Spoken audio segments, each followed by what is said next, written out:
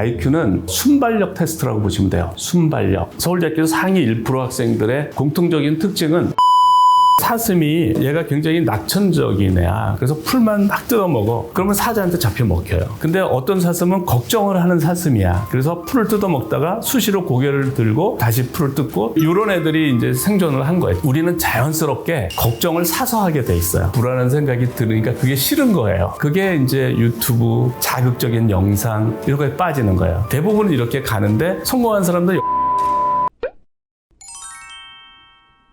안녕하세요. 저는 지난 2월 서울대학교를 정년하고 지금은 몰입 아카데미를 운영하고 있는 베스트셀러 몰입의 저자 황농문입니다. 우리가 뇌를 이제 지금은 굉장히 잘 이해를 하고 있어요. 예전에는 뇌를 이해를 못했고 그래서 옛날에는 뭔가 선천적이라고 생각을 했어요. 예를 들어서 모차르트가 뭐 얼마나 천재예요. 그러니까 신동이라. 그러니까 모차르트 같은 사람은 타고났다. 8살이 너무 잘하는 거죠. 근데 이런 논의가 사실은 서양에서부터 더 우리보다 훨씬 먼저 됐어요. 지금 이제 뇌과학이 나와서 굉장히 명확해졌지만 조금 그 전에 연구를 한 분이 그 앤더스 에릭슨 교수인데 이분은 재능 연구가입니다. 플로리다대 교수인데 이분의 박사 논문이 뭐였냐면 재능이 어떻게 이제 발달되는가요? 그러니까 누가 재능을 갖게 되는가? 그래서 베를린 뮤직 아카데미가 이제 세계적인 음악 학교예요. 거기에 수많은 훌륭한 음악가들이 배출이 돼요. 그렇지만 그 사람들이 똑같지가 않고 누구는 가장 세계 탑이 되고 누구는 교향악단의 단원 정도가 되고 누구는 그냥 레슨 가르치는 사람이 평범한 사람이 되고 그 차이가 이제 뭔가를 이 사람이 밝히는 게 박사 논문인 거예요.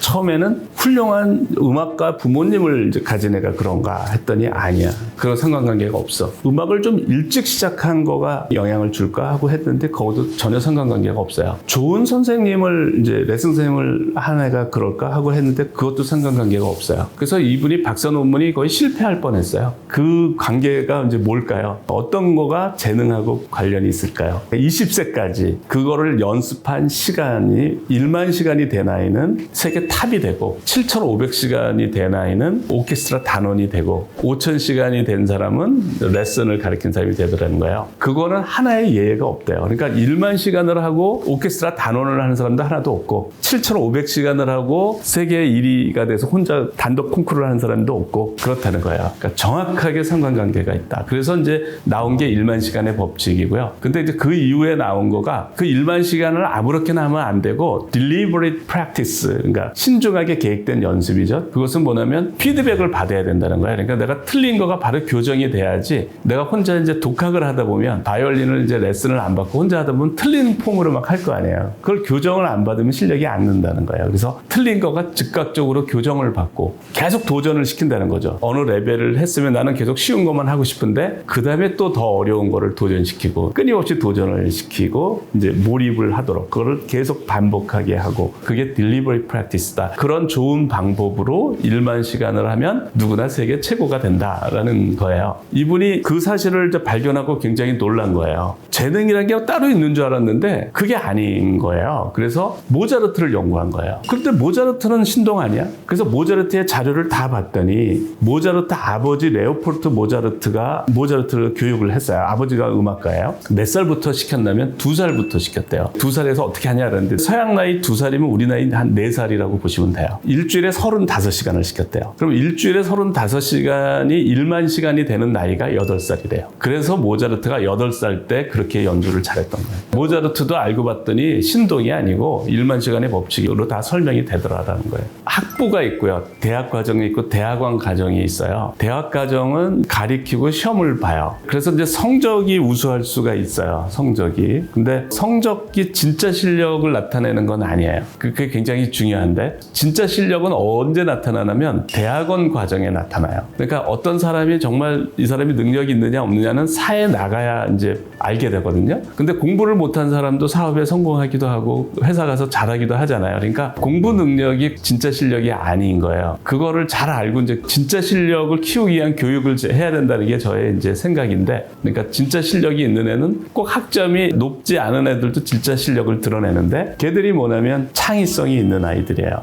연구라고 하는 거는 이제까지 해결되지 않은 문제를 해결을 하는데 지도교수인 나도 이제 해결이 안 돼서 고민하는 문제를 학생이 해결을 해서 저를 깜짝깜짝 놀라게 하는 아이들이 있어요. 그야말로 이제 몰입을 하는 거예요. 몰입을 해서 저보다 훨씬 잘하게 되죠. 몰입을 하니까. 저는 이제 지도학생이 뭐 10명 이상이 되면은 여러 토픽에 다 몰입을 못 하게 되니까. 근데 이제 학생들이 자기 토픽에 몰입을 해서 제가 고민하는 문제를 다 해결을 해주고 그래요. 근데 그런 학생들이 이제 공통점이 있어요. 그게 중요한 건데 그런 학생들이 어린 시절의 학습 방법이 달라요. 그게 뭐냐면 초중고 시절에 어려운 수학 문제, 도전적인 문제가 나왔을 때 포기하지 않고 끝까지 해결하는 방식으로 공부한 학생. 이런 학생은 거의 예외가 없어요. 예외가 없이 대학원에서 이제 그 능력이 드러나요. 이런 학생이 학점이 뛰어나지 않아요. 학점이 아주 우수하지가 않아요. 이런 학생이. 그런데 연구를 하면 너무너무 잘해요. 왜냐하면 창의성이 있는 거죠. 그러니까 어린 시절에 미지의 문제를 스스로 해결을 하면 이제 미지의 문제를 스스로 해결하는 능력이 발달하게 돼요. 우리 뇌는 뇌과학을 공부해보면 우리가 요구한 대로 발달하게 돼 있어요. 내가 축구를 열심히 하면 우리 뇌는 축구를 잘할 수 있게 시냅스 배선을 만들어줘요. 그러니까 내가 축구를 열심히 하면 우리 뇌는 그걸 어떻게 해석하냐면 축구가 생존에 중요한 건가 보구나 하고 축구 실력을 향상시키는 방향으로 뇌의 배선을 만들어줘요. 우리 뇌는 원시시대 그 뇌하고 크게 다를 바가 없어요. 지금 우리 뇌가 진화된 거는 거의 똑같아요. 그래서 우리 뇌는 내가 요구하면 그거를 발달시켜주는 식인데 뭐 게임을 열심히 하면 게임을 잘할 수 있게 우리 뇌는 게임이 생존에 중요한 거라고 생각을 하고 이제 뇌 회로를 변형시켜 주고요. 그러니까 이제 우리 뇌한테 뭐를 요구하느냐가 되게 중요한 거야. 우리 뇌한테 뭐를 발달시켜 달라고 그러냐. 가장 부가가치가 높은 거가 미지의 문제를 해결해 달라고 하는 요구예요. 그래서 그거를 계속 그 활동을 하면 우리 뇌는 미지의 문제를 해결하는 능력이 생존에 중요한 거라고 생각하고 그 능력을 발달시켜 주는 거예요. 그러니까 어린 시절에 미지의 문제를 해답을 안 보고 계속 해결을 하면 우리 뇌는 그 능력이 생존에 중요한 거라고 생각하고 그 능력을 발달시켜줘요. 쉽게 말하면 문제 해결력, 창의적인 문제 해결력을 발달시켜주고 창의성을 발달시켜주고 그걸 하다 보면 이제 어려운 문제는 오랜 시간 생각해야 풀리기 때문에 그런 끈기, 아무리 도전해도 이제 해결이 안 되는 문제를 기꺼이 도전하는 그런 도전 정신도 같이 만들어 줍니다. 그래서 서울대학교 상위 1% 학생들의 공통적인 특징은 어린 시절에 안 풀리는 문제를 끝까지 도전해서 푼 그런 식으로 한 아이는 연구할 때도 그렇게 두각을 나타내지만 지금 이 학생은 졸업해서 지금 정부 출연연구소에 있는데 재료 분야에 벌써 유명해요. 그러니까 틀림없어요. 이렇게 공부한 학생은 틀림없어요. 또 다른 두 번째로 제 지도하면서 연구를 잘했던 학생이 있는데 이 학생은 중위권 대학을 나왔는데 4년 만에 석박사 과정을 다 했어요. 이 학생도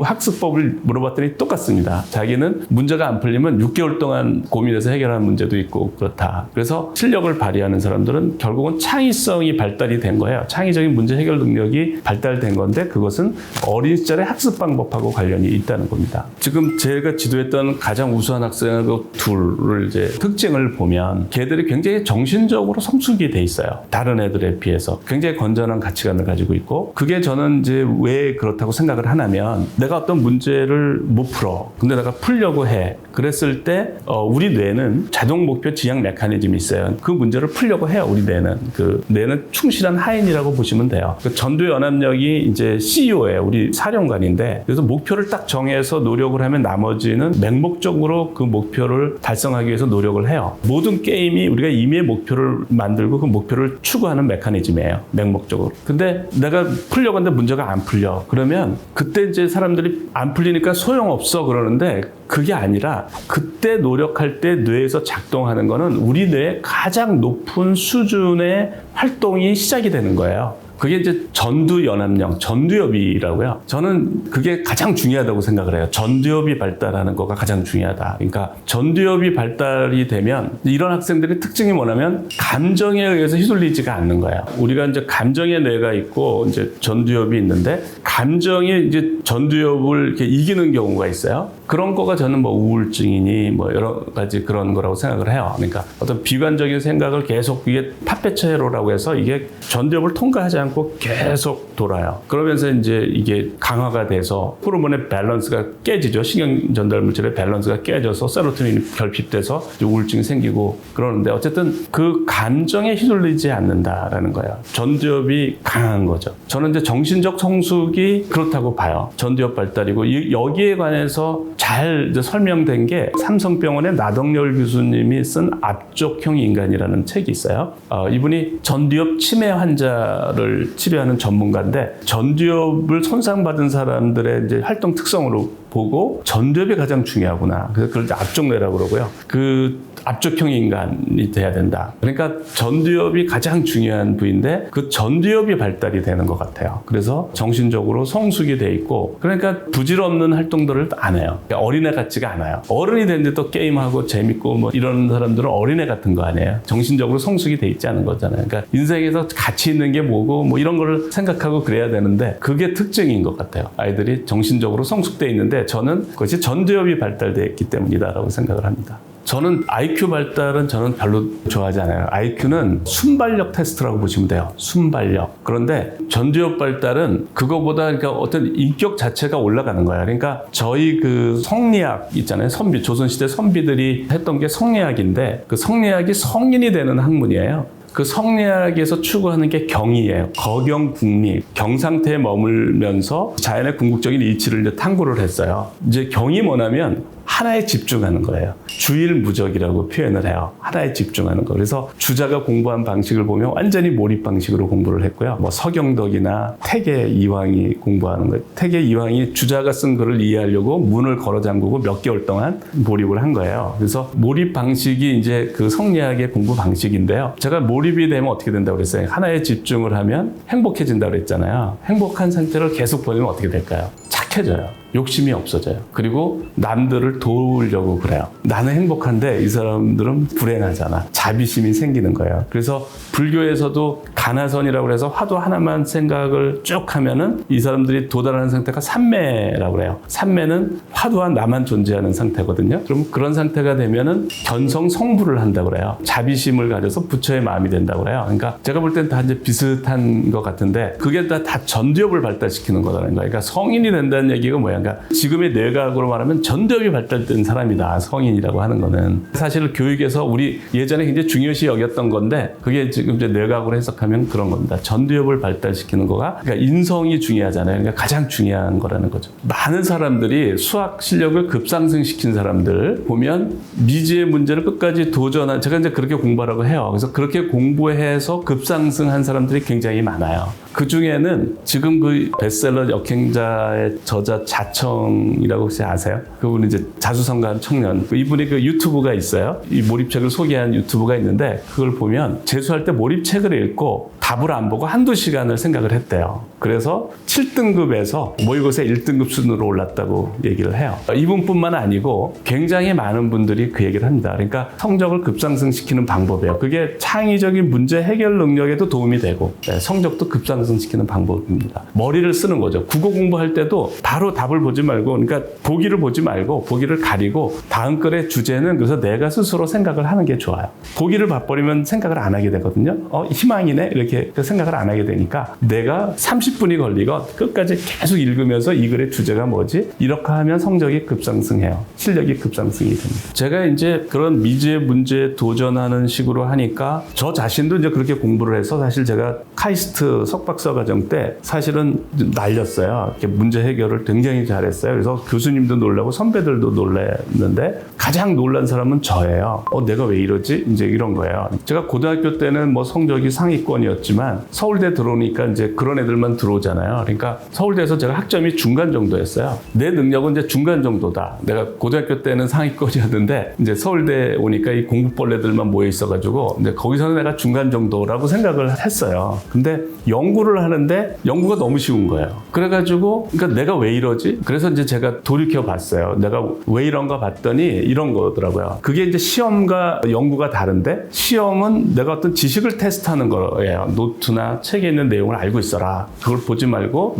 답을 맞히는 이제 능력이잖아요. 연구는 그거 다 보고 해라. 뿐만 아니라 도서관에 있는 지식, 외국에 있는 어쨌든 도서관에 있는 모든 지식을 다 보고 하는데 거기에 해결되지 않은 문제를 해결하라는 게 연구더라고요. 근데 저는 중고등학교 때, 저는 초등학교 때부터는 그렇게 안 했어요. 근데 중고등학교 때 이렇게 했는데 풀리지 않는 문제를 끝까지 생각을 했단 말이죠. 그러니까 그게 바로 연구더라고요. 저는 이제 늘 그냥 고등학교 때, 중고등학교 때 어려운 문제 하나 풀듯이 그 정도 난이도밖에 안 되는 거예요, 문제가. 왜냐면 저는 제가 그랬잖아요. 몇 주일이고 생각한다고. 몇 주일 생각하면 다 답이 나오는 거예요. 그러니까 선배들도 해결 못한 문제들 다 해결해주고 막 지도 교수님도 놀래고 뭐 선배들도 놀래고 선배 한 분은 자기들이 몇 년 전에 그렇게 고민을 했대요, 그 문제를. 근데 제가 해결을 하니까 이놈 천재 아니야? 이러시는 거예요. 그래서 제가 이제 놀래서 이거는 내가 어릴 때 공부할 때 공부 방법하고 관련이 있다라는 걸 알고 그러면 이게 나한테만 해당되는 얘기냐 아니면 다른 사람한테 해당되는 일반적인 얘기냐 이게 궁금했어요. 그래서 제 나름대로 연구를 한 거예요. 어떤 카이스트에 유명한 뭐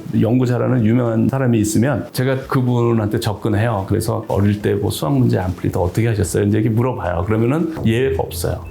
나는 끝까지 포기하지 않고 내 혼자 힘으로 풀었다. 그리고 이제 우리 학생들도 예외가 없고 그렇다면 이거를 저는 확신을 하고 객관적인 증거를 좀 찾고 싶더라고요. 그러니까 이게 내가 볼 때는 확실한데 보다 객관적인 결과가 있으면 좋잖아요. 근데 찾았더니 그게 헝가리 현상이에요. 헝가리 현상. 헝가리 부다페스트에서 1900년 초에 교육을 받은 사람들이 어마어마한 천재들이 배출이 됐어요. 한 30명 되는데 노벨상이 7명이 나왔고요. 또 수학의 노벨상이라고 하는 울프상이 2명이 나왔고 또 노벨상 받지 않은 뭐 천재들 폰 노이만이라든가 폴 에어딧이라든가 뭐 레오 질라드라든가 뭐 에드워드 텔러라든가 저런 어마어마한 사람들이 나왔어요. 그래서 그 교육이 어땠냐면 이런 거예요. 그러니까 에트베스 경시대라는 걸 했어요. 그게 이제 불란서 이후에 세계 두 번째 경시대래요. 그 에트베스가 논문을 읽어보니까 무슨 교육문화 장관이었어요. 그 사람 이름을 딴 어떤 경시대인데 그 경시대가 이제 문제가 되게 어려운 거죠. 그걸 준비하려고 이제 애들이 노력을 했는데 그거에서 우수한 성적을 얻기 위해서 이제 고등학교 선생님 한 분이 라즐로 라츠라는 선생님이 사비로 쾌말이라고 하는 수학 저널을 만들었어요. 한 달에 한 번씩 출간이 되는데 아주 어려운 학년별로 어려운 문제들이 출제가 돼요. 그럼 애들은 머리를 맞대고 풀고 답을 제출하면 선생님이 이제 가장 정확하게 빨리 푼 학생들을 순위를 매겨서 순위를 게시판에 게시하는 거예요. 그러면 이제 학생들 동료들로부터 칭찬을 받겠죠. 그렇게 공부한 애들이 이제 그렇게 천재들이 많이 나온 거예요. 그래서 그걸 이제 헝가리 현상이라고 그래요. 헝가리 현상이라고 그러고 거기다 이제 논문들을 읽어보면 재밌는 사실을 아는데 그 사람들이 대부분이 유대인이에요. 그러니까 유대인들이 헝가리에서 그 중산층이었답니다. 잘 나갔대요, 굉장히. 그리고 이제 그 사람들 교육열도 높으니까. 그래서 우리가 유대인 그러면 이제 유대인이 뭐 노벨상을 휩쓴다 그래가지고 그 교육이 뭐냐? 그래서 그 하브루타 교육 그렇게 얘기를 해요. 하브루타 교육 최고인 것처럼 그거가 사람들이 이제 오해를 하고 있는 거가 뭐냐면 이 사람들도 하브루타 교육은 다 받는 사람들이에요. 근데 거기서 뛰어난 사람들은 그렇게 어려운 문제에 도전한 사람들이라는 거예요. 그러니까 어려운 문제에 도전하는 거가 하브루타 교육보다 효과가 훨씬 크다는 거예요. 헝가리 현상이 그걸 말해주고 있는 거예요. 이 사람들이 다 유대인들이거든요. 제가 이제 헝가리 현상에 관한 논문을 읽다 보니까 깜짝 놀랐는데 그런 얘기가 나와요. 헝가리의 그 교육은 세계 최고의 교육이었다고 얘기를 해요. 일본에서 1945년 이후에 그것을 비슷하게 모방하기 전까지는 헝가리 교육이 세계 최고의 교육이었다. 이렇게 얘기를 하는 거예요. 그러니까 일본 애들이 1945년에 2차 대전에 패망을 했잖아요. 그래서 나라를 재건하려고 좋은 것들을 이제 도입을 했는데 헝가리 교육을 도입을 한 거예요. 헝가리 교육을 도입을 해서 그거를 국가 전체에 실시를 한 거예요. 그래서 대학 입시 문제가 수학 문제 이런 거가 어마어마하게 어려웠어요. 저는 본고사 세대인데 서울대학교 그 본고사 문제가 어려우니까 일반 이제 참고서로는 잘 안 돼서 그걸로는 부족해요. 그래서 일본 입시 문제를 풀었어요. 근데 되게 어려워요. 진짜. 되게 어려운데 그 서울대학교는 예를 들어서 6문제 60분을 줘요. 그러면 한 문제당 10분을 주는데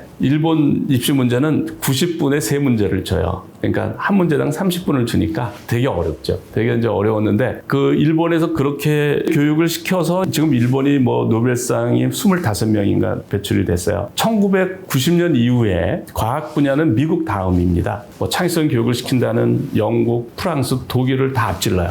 어떤 유럽 국가보다. 그러니까 헝가리 현상을 보면은 이제 이해할 수가 있어요. 일본도 우리와 같은 주입식 교육입니다. 입시 위주 교육이고 우리가 일본 교육을 따라가요. 그런데 제가 그랬잖아요. 어떤 것보다 이 지적 도전을 하는 거가 가장 교육적이고 이런 애들이 가장 인재가 된다. 그러니까 그걸로 설명할 수가 있는 거예요. 그러니까 헝가리 교육이 그랬듯이 헝가리 그 옛날에 뭐 교육이 훌륭했겠어요. 그렇지만 이렇게 높은 지적인 도전을 계속하는 교육이 수많은 천재를 배출했고 노벨상 수상자를 7명을 배출했잖아요. 근데 일본은 전국적으로 한 거예요. 대학 입시를 아주 어렵게 해서. 그게 이제 일본의 노벨상 수상자들을 많이 배출한 거에 대한 원인이고 동시에 더 중요한 거는 일본 애들이 옛날에 그렇게 잘 나갔어요. 세계적으로 일본이 최고였어요. 제가 90년대까지만 해도 미국을 앞선다고 그랬어요. 일본이. 그럴 정도로 세계 최고의 제품은 다 일본 제품이었어요. TV도 소니 TV, 뭐 자동차가 뭐 도요다니 뭐 헌다니 뭐 미국과 유럽을 다 휩쓸었잖아요. 세계 최고 제품이 그렇게 많았어요. 1등 제품이. 근데 지금 1등 제품이 거의 없어요. 그리고 일본이 계속 내려가고 있잖아요. 그 원인이 저는 그러니까 노벨상은 그 효과가 3, 40년 후에 나타나요. 20대 때 내가 한 연구가 아니면 30대 초반에 한 연구가 이게 노벨상을 받을 만한 가치가 있느냐는 3, 40년 후에 드러나요. 이게 굉장히 늦게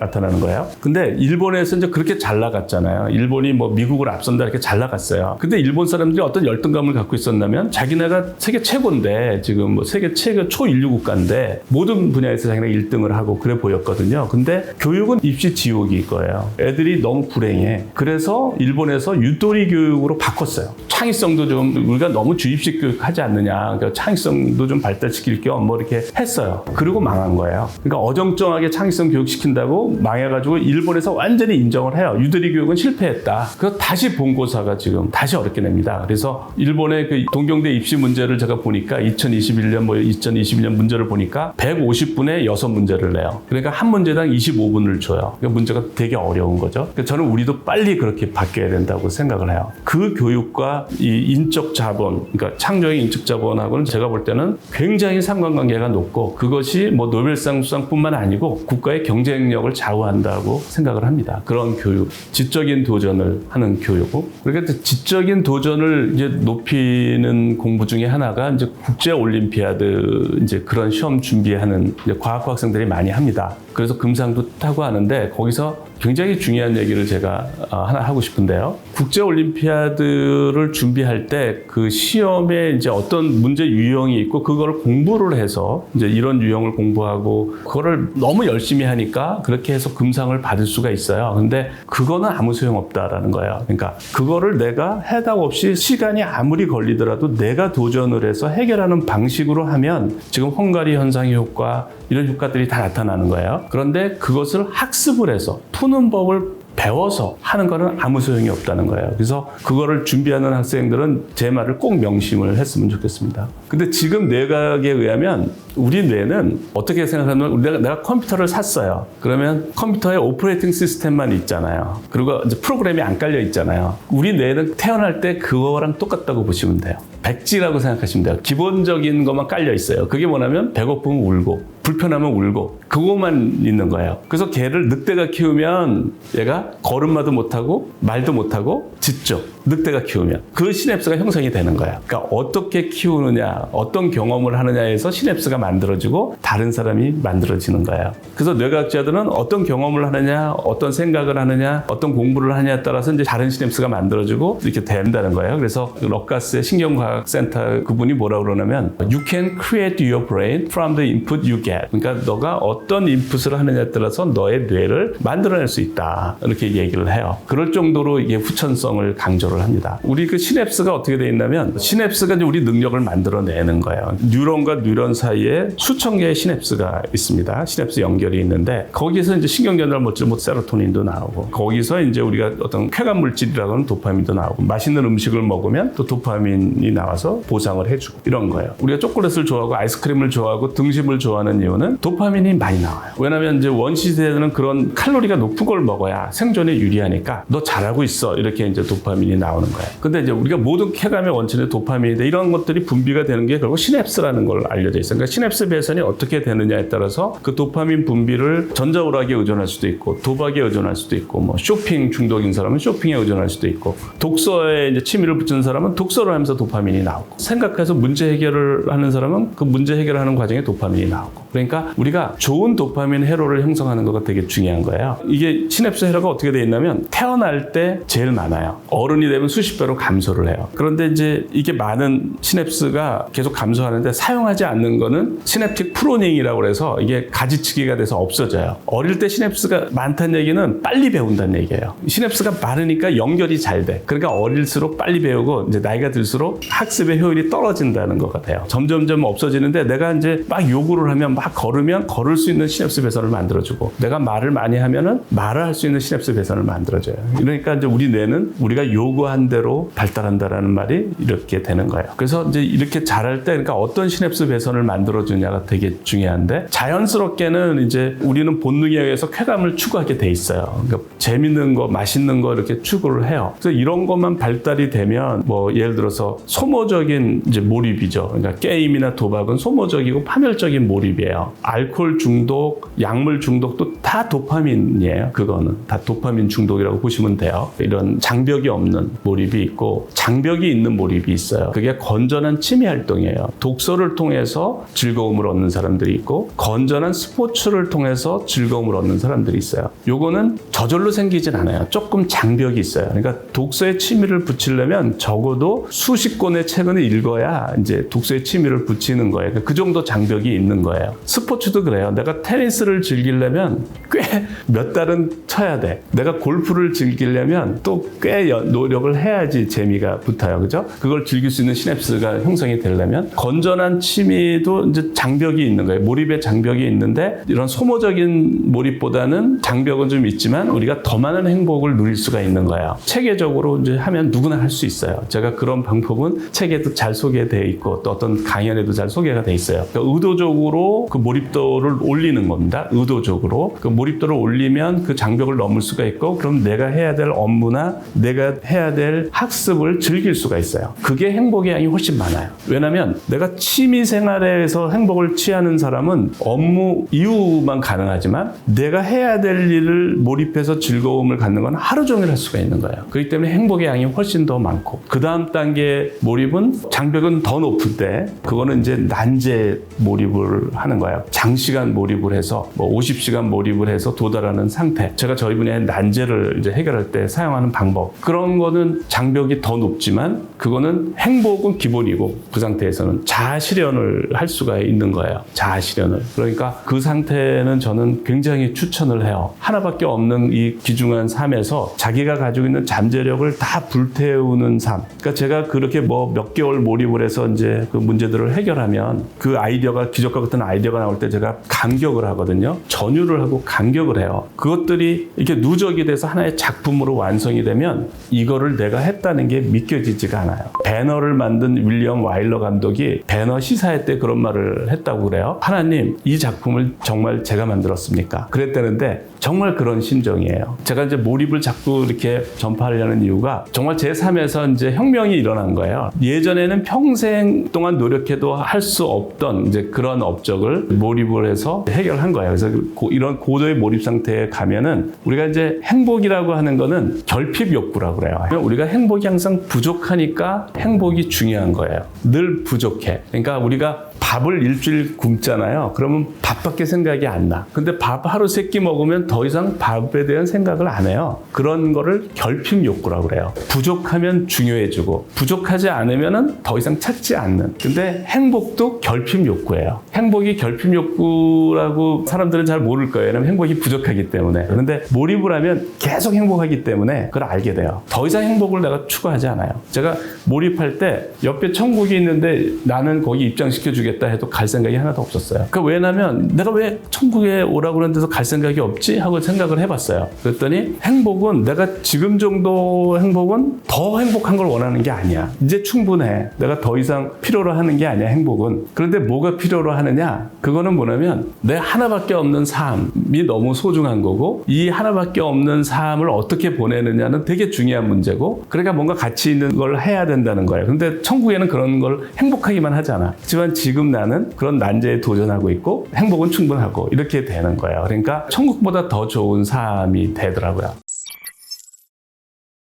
가난한 사람이 있고요. 출발은 가난하게 출발했지만 부자로 바뀐 사람들이 있어요. 이 사람들의 차이가 되게 중요한 것 같아요. 이제 그런 분들이 누구냐면 세이노의 가르침에 그분이 이제 이름을 밝히지 않는데 그분도 이제 어렵게 살다가 성공을 한 거거든요. 그 다음에 이제 역행자, 자청도 이제 그런 케이스예요. 그래서 제가 역행자를 읽으면서 이분이 굉장히 중요한 거를 설명을 잘했다고 생각하는데 첫 번째 자의식 해체라는 얘기를 해요. 자의식 해체. 이게 뭐냐면 이런 겁니다. 내가 가난해. 내가 왜 가난할까 이유를 이제 할 수가 있어요. 내가 부모님을 잘못 만났어. 그러니까 가난한 거야. 그러니까 방법이 없는 거야. 이제 이렇게 생각하는 사람이 있고 잘 나가는 사람은 쟤는 부모를 잘 만났어. 이제 이렇게 탓할 수가 있잖아요. 그리고 난 노력을 안 할 수가 있잖아. 그게 더 행복한 거예요. 그러니까 내가 합리화를 하는 거죠. 나는 잘못한 거 하나도 없어. 단지 환경 때문이야. 이제 그런데 그게 아니고 나도 노력하면 할 수가 있어. 뭐 이런 거거든요. 그러니까 그런 생각으로 바뀌는 거가 되게 중요한. 그게 자의식 해체라는 표현을 써요. 어떤 방법을 제시하냐면 그것도 방법도 되게 좋아요. 자기처럼 흙수저였는데 성공한 사람의 책을 한 20권만 봐라. 그게 추천하는 거거든요. 그것도 되게 좋은 방법이에요. 처음에 이제 나는 할 수 없어. 그렇게 비관만 하다가 그리고 사회만 원망하는 사람이 자기처럼 그런 입장인데 성공한 스토리를 한 20권만 읽으면 바뀌게 돼 있어요. 이제 먼저 스탠포드의 캐롤 드웩 교수가 어떤 사람이 성공하냐, 어떤 사람이 성공하지 않느냐를 이제 비교를 했는데 어떤 능력은 타고난 거다라고 생각하는 사람들이 있대요. 아니면 우리 능력은 개발될 수 있다라고 믿는 사람은 성장 마인드셋, 그 다음에 고정 마인드셋을 가진 사람이 있어요. 그러니까 능력이라는 거는 타고나는 거지 뭐 노력해도 소용없다. 이런 사람들은 성공을 못하고 발전을 못하더라는 거예요. 고정형 마인드셋을 가진 사람들. 그런데 성장형 마인드셋을 가진 사람, 내가 노력하면 얼마든지 성장할 수 있다. 성장을 추구하는 사람들이 이제 성공을 하더라라는 거예요. 그 다음에 또 이제 환경이 중요하다. 이제 그랬는데 어려운 환경에서도 성공한 사람들이 많이 나오는 거예요. 하와이 옆에 그 카우아이 섬인가 거기가 굉장히 열악한 사람들이 살고 있는데 그걸 조사했는데 그렇게 열악한데도 불구하고 거기서 성공한 사람들이 많이 나오는 거예요. 그거를 리질리언스라고 해서 회복 탄력성이라고 해요. 그러니까 상황이 어려워도 어린 시절에 가족 중에 누군가가 격려하고 너는 잘할 수 있어. 너는 성공할 거야. 이렇게 누군가가 사랑을 이제 듬뿍 주고 격려하고 이런 경우에 회복 탄력성이 있어서 성공을 한다. 그 다음에 이제 펜실베니아 대학의 앤젤라 더크워스 교수가 그릿이라는 거를 했어요. 그러니까 성공한 사람의 공통점은 그릿이다. 그래서 이거는 통합을 한 거예요. 기존에 나와 있는 걸 다. 그릿의 제일 앞자가 그로스예요. 그러니까 캐롤 드웩의 성장 마인드셋, 그로스. 그러니까 이 그로스 마인드셋을 갖고 그다음에 R이 리질리언스예요. 그러니까 회복 탄력성을 갖고 그다음에 I는 인테그리티예요. 인테그리티. 아주 성실하고 노력을 하는 겁니다. 인테그리티. 그리고 나중에 T는 티네이스리라고 해서 끈질긴 거, 끈기. 그러니까 그거를 가진 사람이 다 성공한다라는 거예요. 근데 결국은 뭐냐면 후천성이라고 하는 거예요. 그러니까 후천성. 우리가 기량이라고 하는 거는 재능도 뭐 전혀 무시하지는 않아요. 그러니까 재능 곱하기 노력이 기량이다. 그 다음에 기량 곱하기 노력이 성취다라는 거예요. 그러니까 성취를 하려면 재능 곱하기 노력의 제곱. 그러니까 노력이 훨씬 중요하다는 거예요. 근데 이제 노력을 그러면 많이 하는 방법이 저는 몰입이라고 생각을 해요. 근데 세상의 모든 거를 엔트로피 법칙으로 저는 접근을 해요. 엔트로피 법칙이라는 건 뭐냐면 세상은 확률적으로 진행한다라는 거예요. 세상은 확률적으로 진행한다는 말을 사람한테 적용하면 사람은 본능을 따른다 이렇게 표현할 수도 있어요. 그게 확률이 제일 높은 거죠. 본능을 따르는 거예요. 그러니까 우리는 자극에 관심을 가져요. 자극이 도파민을 분비시켜요. 우리가 어떤 상태를 싫어하냐면 자극이 아무것도 없는 상태를 싫어해요. 뭔가에 몰입되어 있는 상태를 원해요. 우리가 몰입이 안 돼 있으면 불안한 생각이 들어오게 돼 있대요. 그게 생존에 유리한 거예요. 그러니까 사슴이 얘가 굉장히 낙천적인 애야. 그래서 걱정을 안 해. 그래서 풀만 막 뜯어 먹어. 그러면 사자한테 잡혀 먹혀요. 얘는. 이런 사슴은 도태됐어. 생존을 못 하니까. 근데 어떤 사슴은 걱정을 하는 사슴이야. 걱정이 몸에 뱄어. 그래서 풀을 뜯어 먹다가 수시로 고개를 들고 사자가 없나 하고 없는 거 확인하고 다시 풀을 뜯고 또 고개를 들고 사자가 없나. 이런 애들이 이제 생존을 한 거야. 진화를 한 거야. 우리는 자연스럽게 걱정을 사서 하게 돼 있어요. 그게 자연스러운 본능이야. 근데 이제 내가 걱정을 안 해도 되는 상황인데 자꾸 걱정스러운 생각이 들고 불안한 생각이 들으니까 그게 싫은 거예요. 그게 싫은 거니까 무언가에 빠지려고 그래. 그게 이제 유튜브, 자극적인 영상 이런 거에 빠지는 거예요. 그러는 순간은 거기서부터 잠깐 있는 거야. 확률적인 삶, 본능적인 삶은 이런 삶을 만들게 돼 있는 거예요. 그런데 이제 여기서 벗어나는 거는 확률적으로 낮은 상태로 구현하는 거예요. 대부분은 이렇게 가는데 성공한 사람들 여기서 벗어나는 거예요. 낮은 확률을 구현하는 거예요. 그러니까 낮은 확률을 구현한다는 의미를 좀 더 우리가 이해할 필요가 있는데 우리 그 생명체, 생명현상이 확률을 되게 낮추는 현상이에요. 이게 자연스러운 게 아니에요. 생명현상이. 근데 사람들은 어떻게 엔트로피 법칙에 의해서 확률이 올라가야 되는데 왜 생명현상은 굉장히 확률적인 게 아니라 확률을 낮추는 것처럼 보이거든요. 사람은 왜 확률을 줄이냐면 생명체는 정보 처리에 의해서 이렇게 확률을 줄여요. 그래서 생명현상이라는 게 만들어지는 거예요. 유전자라는 거, 그게 정보를 전달하는 거잖아요. 그래서 우리가 세상은 확률적이라는 아주 대법칙이 있고, 그러니까 우리는 그걸 따를 수밖에 없는데 우리가 성공을 한다고 하는 건 확률을 줄이는 현상이에요. 성공한다는 거는. 그러니까 마치 뭐냐면 우리의 본능은 내리막길을 원하는데 우리가 성취하고 싶은 거는 오르막길인 거예요. 이게 이제 존 고든이라는 분이 한 얘기인데 이게 이제 엔트로피 법칙을 그대로 얘기해서 제가 이제 하는 거예요. 그 존 고든이 사람들은 습관은 내리막인데 우리가 성취하고자 하는 것들은 다 오르막이다. 이제 그런 얘기를 한 게 있어요. 이제 그런 거죠. 우리가 본능적으로는 엔트로피를 증가하는 쪽으로 가는 우리의 에너지와 시간을 흩뿌리죠. 이렇게 어느 하나에 집속하지를 않고. 근데 이제 몰입이라고 하는 거는 우리의 에너지와 시간을 이렇게 집속하는 겁니다. 그 돋보기로 햇빛을 모으면 종이를 태울 수 있듯이 그런 거란 말이죠. 그러니까 엔트로피를 감소시키는 거예요. 몰입은. 그러니까 자연 법칙으로 어긋나는 거죠. 이게 이제 굉장히 중요한 얘기여서 우리가 생명 현상이 엔트로피를 감소시키는 현상이에요. 우리가 죽으면 엔트로피가 증가해요. 그러니까 우리가 계속 생명 현상을 유지한다는 거는 끊임없이 엔트로피를 감소시키는 건데 그것이 어떻게 가능하느냐? 왜 누구는 성취를 하느냐? 그 메커니즘이 뭐냐? 그걸 우리가 어떻게 학습할 수 있느냐는 건데 힌트는 이겁니다. 힌트는 우리가 주말에 보면 등산을 하는 사람들이 되게 많아요.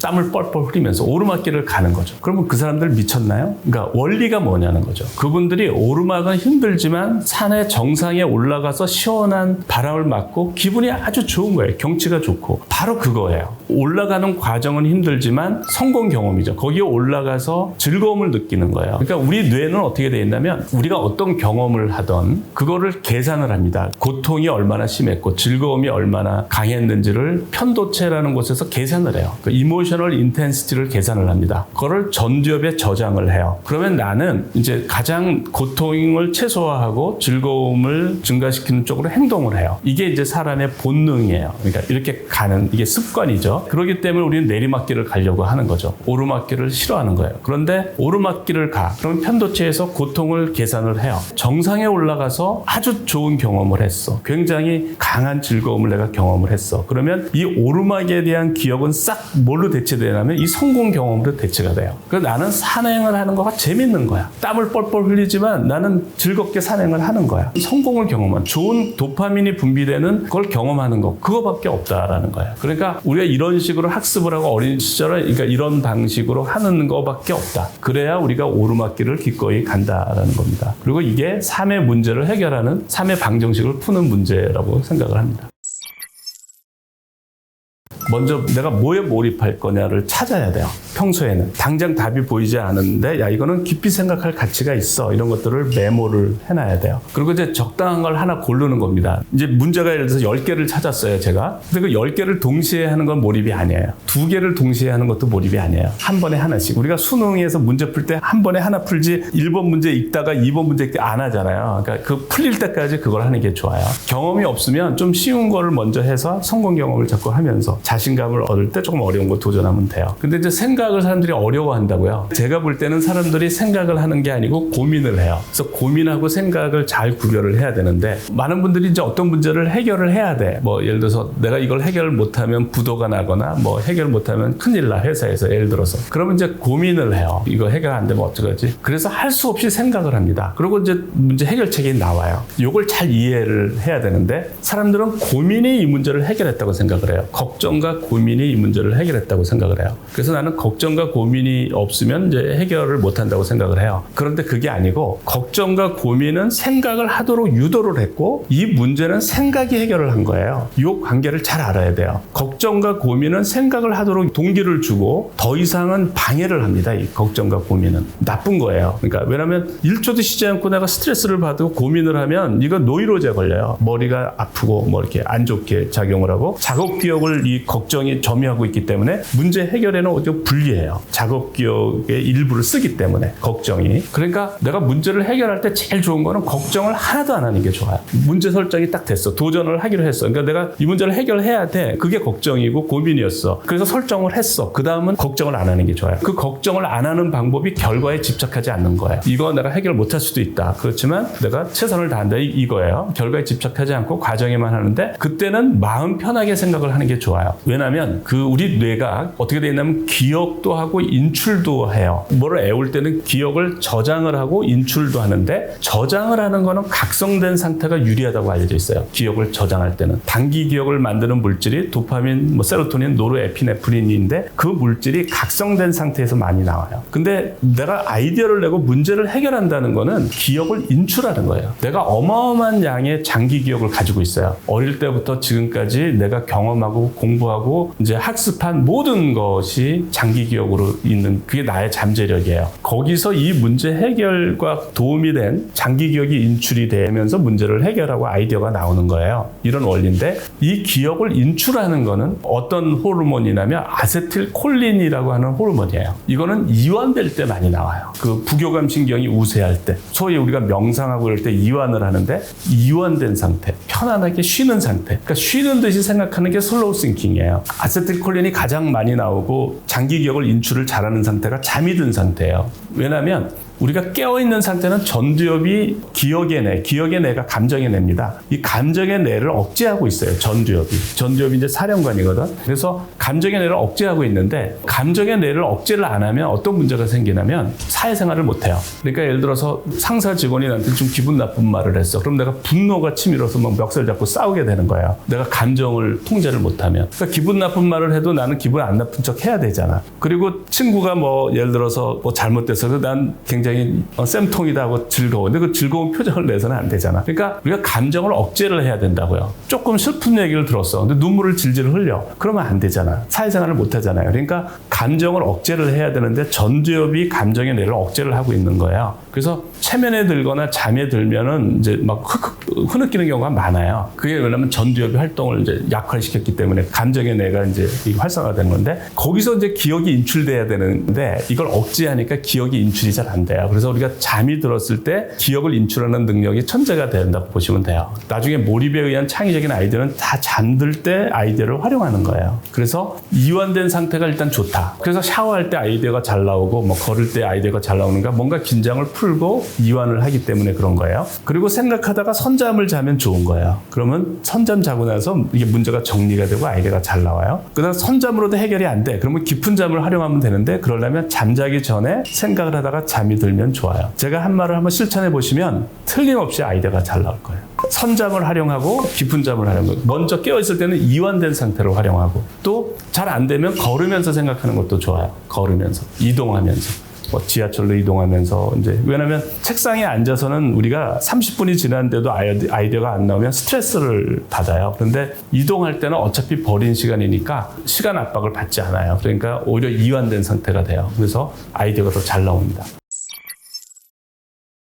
제가 이제 몰입을 지도하는 사람들 보면 하루 종일 하는데도 전혀 지치질 않고 지금 미국에서 북문학 박사과정을 하면서 컴퓨터 사이언스 석사를 하게 됐어요. 올해부터. 근데 이분이 지금 한 200 몇십 일 동안 그냥 하루 종일 그 공부만 하고 연구만 해요. 근데 너무나 행복하게 잘하고 있어요. 하나도 지치지 않고. 그러니까 몰입을 하면 그게 가능해요. 몰입을 하면 행복하게 하기 때문에 아무리 열심히 해도 지치질 않고 그걸 행복하기 때문에 유지가 되는 거예요. 다른 걸 할 필요가 없는 거야. 내가 스트레스 받고 그럴 때 게임을 하고 도박을 하고 이러는 거지 행복하면 그런 걸 할 이유가 없거든요. 이분은 다른 것 일체 안 해. 그러니까 몰입도를 떨어뜨리는 행위를 일체 안 하고 이분이 지난 5개월 동안 자기가 공부한 시간을 하니까 1000몇 시간이더래요. 그래서 하루에 13시간 반을 평균적으로 공부를 했더래요. 그게 가능하다라는 거예요. 그러니까 노력이 중요한 건 분명한데 이 노력을 극대화할 수 있는 거. 아무리 해도 지치지 않고 행복하게 할 수 있는 방법이 몰입이다라는 거예요. 그런데 이제 여기에서 우리가 또 아무 생각 없이 또 노력하는 거는 성장을 못 해요. 그래서 여기에서 그 노력을 어떤 방향으로 해야 되냐면 지적인 도전을 해야지 돼요. 지적인 도전. 예를 들어서 어떤 우리가 문제가 있어요. 도전적인 문제가 있는데 내가 답이 나오질 않는 거예요. 답이 보이질 않아. 어떤 문제가 주어졌을 때 즉각적으로 답이 보이는 문제가 있고 즉각적으로 답이 보이지 않는 문제가 있어요. 그러면 이제 이런 사람이 있죠. 생각을 전혀 안 하는 사람은 즉각적으로 답이 안 보이면 못 한다고 생각을 해요. 즉각적으로 답이 보이면 내가 이제 하는데 어찌해야 할 바를 모르겠어. 예를 들어서. 그럼 못 한다고 생각을 해요. 그럼 이 사람하고 이 사람은 능력은 똑같은데 1시간은 생각을 해. 즉각적으로 답이 보이지 않아도. 그러면 이 사람이 해결 못한 문제를 1시간 동안 생각하면 답이 나오는 문제가 어마어마하게 많아요. 그러니까 이 사람은 해결 못하는 거죠. 근데 이 사람은 해결을 하는 거예요. 똑같은 능력을 가졌는데 이 사람은 1시간을 생각할 수 있는 사람이야. 그럼 이 사람도 벌써 문제 해결을 많이 하니까 사람들이 능력이 있다고 그러겠죠. 능력은 똑같은 거예요. 능력은. 근데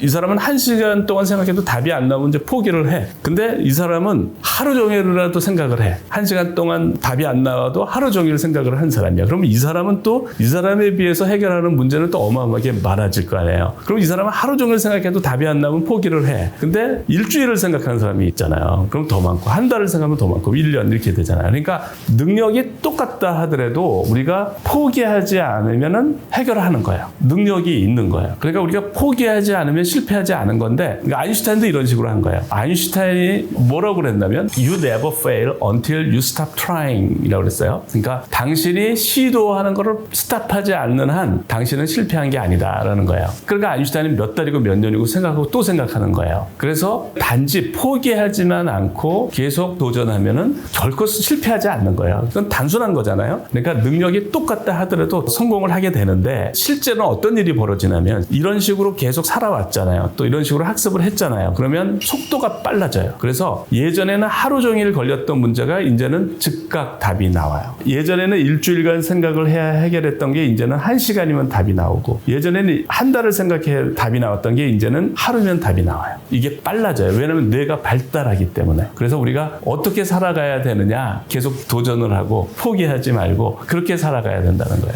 교육도 그렇게 바뀌어야 된다는 거예요. 제가 아까 엔트로피 얘기를 했는데 분명히 발달한 사회가 엔트로피가 낮아지는 사회예요. 확률이 아주 낮은 확률을 우리가 구현하고 있는 거예요. 우리는 이제 진화의 속도는 문명의 속도를 따라가지를 못하고 있어요. 그래서 이제 그게 하나의 숙제인데 그러니까 무슨 얘기냐면 내가 이렇게 엔트로피가 낮은 사회, 고도로 발달된 사회에 내가 엔트로피를 낮추지 못하면 나는 이 문명의 노예가 돼요. 벅찬 거예요. 그러니까 이것 때문에 너무 스트레스를 받는 거예요. 문명이 발달해서 오히려 스트레스를 받는 거예요. 그러니까 이렇게 돼 있어요. 이게 현실이에요. 그러니까 내가 그래 나는 이렇게 엔트로피가 낮은 고도로 발달된 문명이 발달된 사회에 살기가 싫어. 왜냐면 나는 이렇게 엔트로피를 낮추고 싶지가 않아. 그러면은 어디에 살아야 되냐면 아프리카에 사셔야 돼요. 거기는 자유로워요. 늦잠을 자도 되고 또 사냥해서 잡아먹으면 되고. 근데 또 그거보다는 문명을 원하잖아요. 그러니까 이런 문명된 사회를 우리가 원할 때는 내가 엔트로피를 낮출 수가 있지 않으면 문명의 노예가 되는 거예요. 이 엔트로피를 체계적으로 낮출 수 있는 방법이 몰입이에요. 이게 몰입을 우리가 문명이 발달할수록 AI가 발달할수록 몰입을 해야 되는 이유예요. 그래서 내가 스스로 내가 집중할 수 있고 내가 아주 낮은 확률적으로 낮은 상태를 구현할 수 있는 능력을 배출해야만 내가 행복하게 그리고 가치 있는 삶을 살 수가 있습니다. 감사합니다.